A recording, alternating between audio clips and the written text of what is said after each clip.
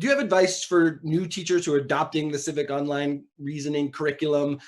Just things that you wish you had done differently when you got started, or things that were particularly helpful when you started working with your students? Take your time. Do not rush. Do it with fidelity. Put together some essential questions. The main idea, what is it that you want your students to know at the end of the unit? Um, Whether it be that you want the students to know lateral reading versus vertical reading, right? Strategies. Make sure that you ask questions, right?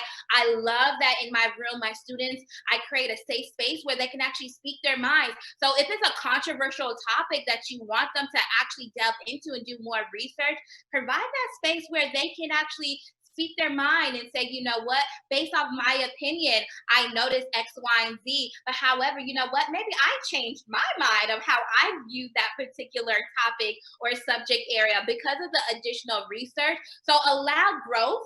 Also, all of our students are not at the same pace. All of our students, we may think because of their ages that they live in this digital society, that they know how to do certain things, but that may not be the case.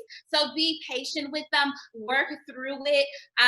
Definitely be comfortable with technology. I will definitely say that is to a fault sometimes where we as educators, we like the old school method, right? We like to go and do research in the library instead of using Google or other search engines.